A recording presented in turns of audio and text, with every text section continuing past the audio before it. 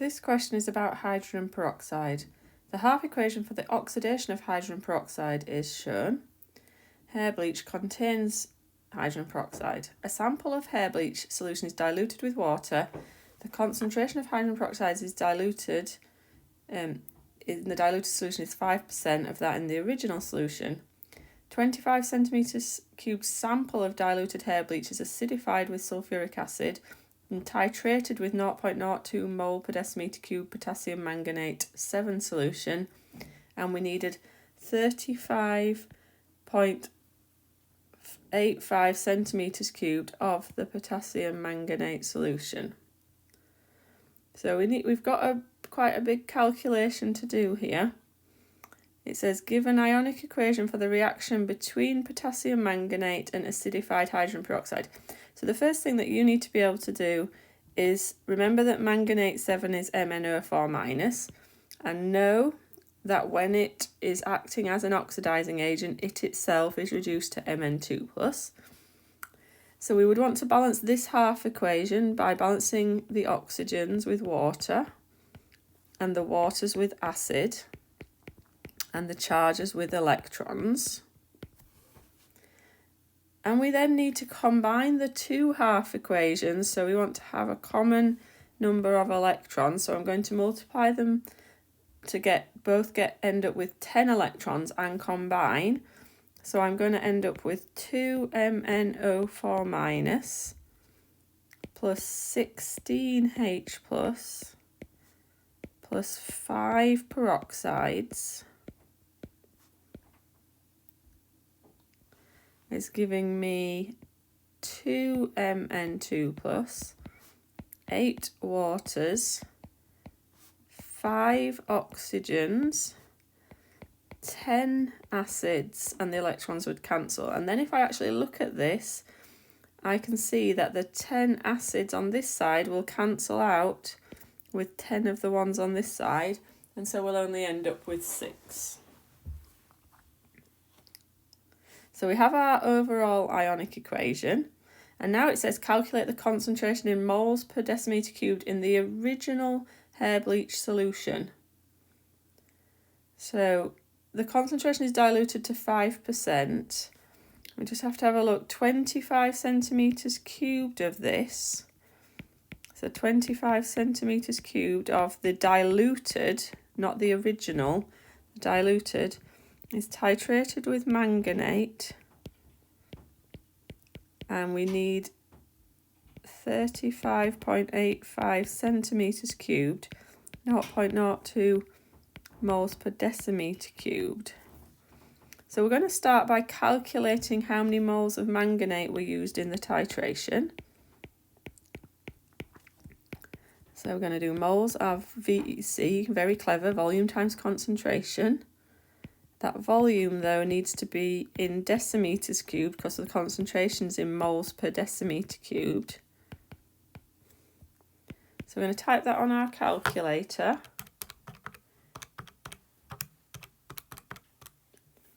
And we're going to get 7.17 times 10 to the minus 4 moles of manganate. So the next thing that we would need to do is use the ratio, because we're now going to flip from here to here. And the ratio between manganate and peroxide is there's a 2 in front of manganate and a 5 in front of peroxide. We need to get to the bigger number, so we want to scale that number up. So we're going 5/2 times 7.17 times 10 to the minus 4. So take your answer on your calculator and times it by 5/2.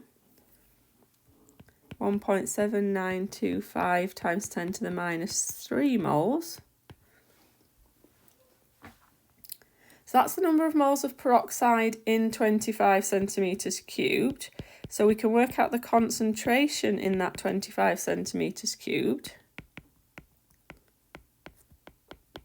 by doing moles divided by volume.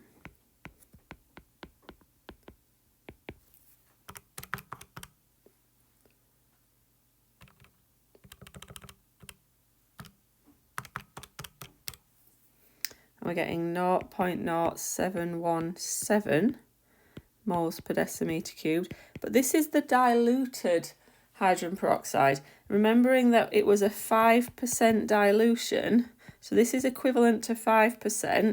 We need to scale up to 100%, so the original concentration of peroxide, there are how many 5s in 100? There are 20, because 100 divided by 5 is 20. And so we're getting 1.43 moles per decimetre cubed. The next part of the question says, why is an indicator not added? And the reason an indicator is not added is because the potassium manganate itself is coloured, and it changes colour during the reaction. It goes from purple to colourless. So we're adding it from the burette. At the bottom, our bleach solution is colourless, and as we add the purple, it'll react and go colourless. And then there'll be one drop too much of that purple in, and our solution will go from colourless to pale pink. We say that potassium manganate 7 is self-indicating.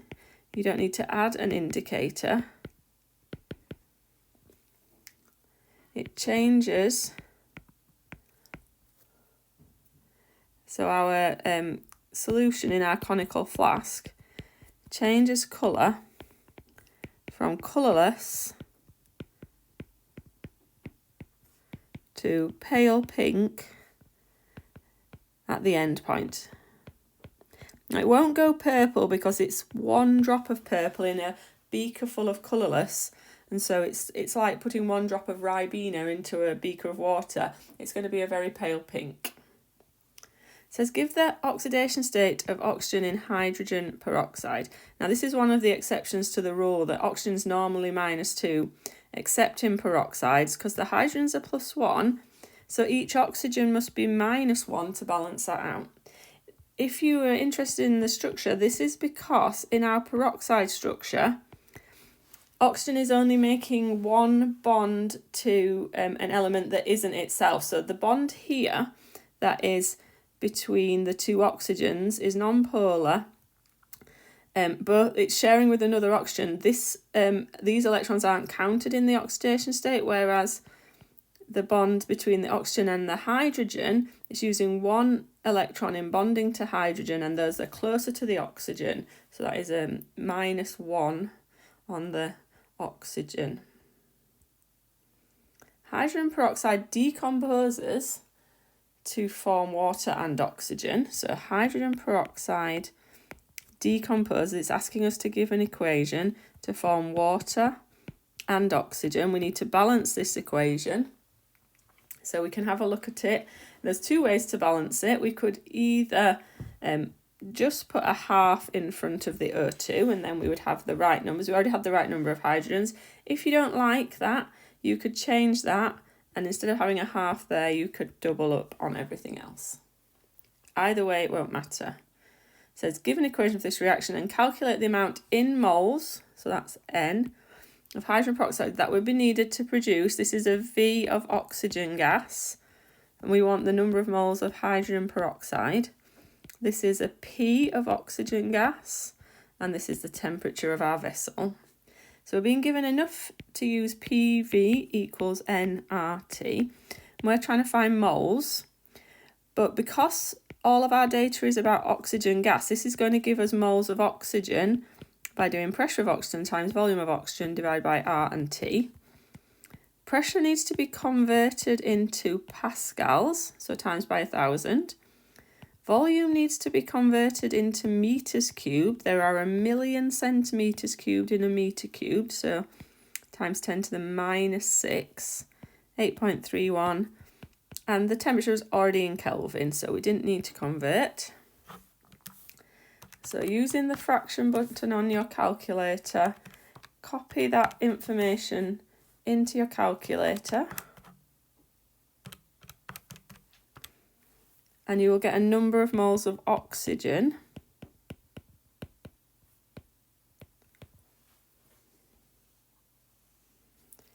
But the question was, what was the number of moles of peroxide? So if you go back to the equation, peroxide, oxygen, there's a 2 in front of peroxide and a 1 in front of oxygen. So we need to do 2 over 1. We're going from the 1 to the 2. We're just going to double it. So 2 over 1, I'll just times by 2.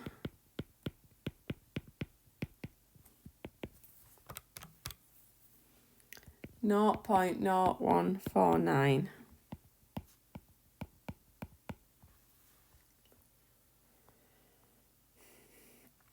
Then the question moves on and it's asking about hydrazine is used as a rocket fuel that is oxidized by peroxide, and we've been given an equation.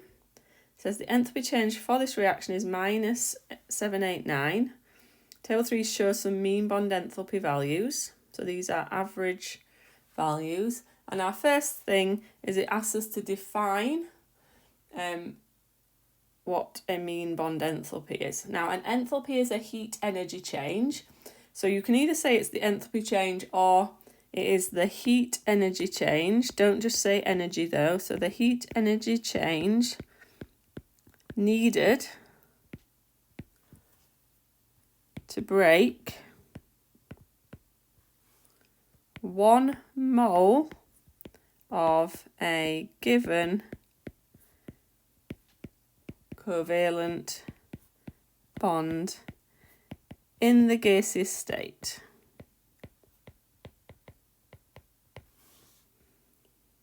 Use the equation and the data in table 3 to calculate a value.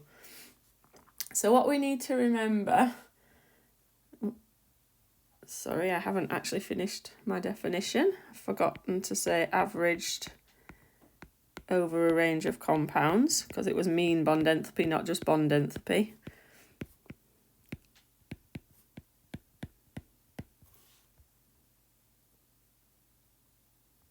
We're trying to calculate here the value for an OO bond. So I'm gonna give that an X. What we need to remember is that it's bonds broken minus bonds formed is equal to our enthalpy change. So minus 789 is equal to the sum of the bonds broken. So we've got an NN 163. We've got 4 NHs. So I've done that one. I'm now going to go 1, 2, 3, 4 NHs. So 4 388s. What else have we got to break? Now we've got this 2 in front and there are 2 OHs. So that would be 4 in total. And 2 of the thing that we don't know. So 2X. That's all the bonds we have to break, and then we're going to minus the sum of the bonds formed in NN triple bond 944, and we got 4 in front and we got 2 of these, so 8 in total, 8, 4, 6, 3s. So it might be worth doing some part calculations. So I'm just going to add up the bit of the bracket that isn't the X, 3, 5, 6, 7 plus 2X. And then the other bracket, I'm going to add up the other bracket. And it's got a minus in front of it, so minus 4, 6, 4, 8. So I can now leave 2X on this side, but take the numbers, other numbers over. So the plus 1 becomes minus. And the minus 1 becomes plus, because we're moving them to the other side.